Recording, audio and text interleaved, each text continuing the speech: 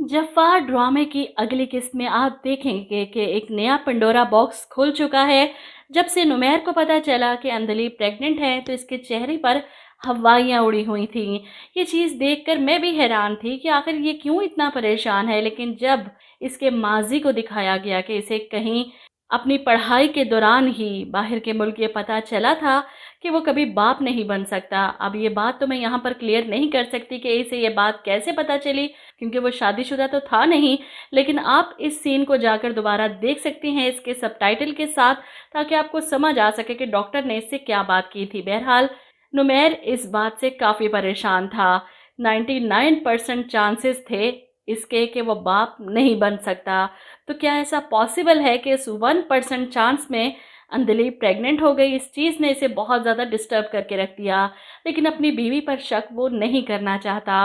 अंजलि की खुशी देखकर इसे खुद पर अफसोस होता है कि इसे ऐसे रिएक्ट नहीं करना चाहिए था। खैर, अगले ही दिन अंजलि अपने पेरेंट्स के घर जाना चाहती है ये खुशखबरी सुनाने के लिए। तो रास्ते में नुमैर से कहती है कि पहले तो मुझे यकीन नहीं आ रहा था कि आपने कहा कि हम सेलिब्रेट करेंगे, जिस पर नुमैर भी कह देता है कि यकीन तो मुझे भी नहीं आ रहा।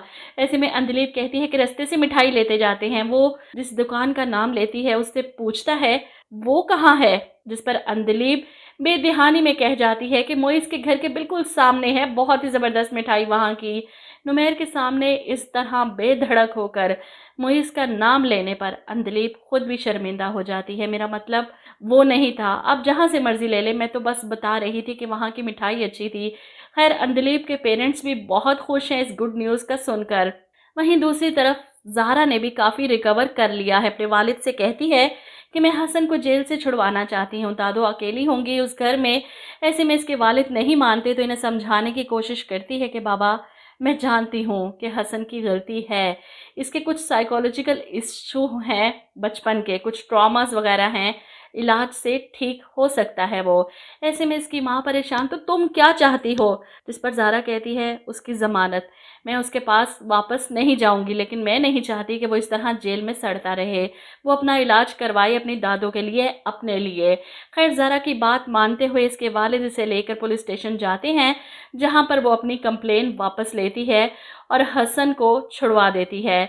दोनों एक दूसरे के आमने सामने आते हैं, लेकिन अब पहले जैसा कुछ नहीं रहा। ज़ारा इसे अजनबियत से देखकर वहाँ से चली जाती है और दादो से फ़ोन पर बात करती है कि मैंने उसे जेल से छुड़वा दिया है। उम्मीद है कि हसन की ज़िंदगी के लिए बेहतर यही होगा कि आप उसके माजी को उसके सामने लेकर आएं। और फिर ऐसा ही होता है।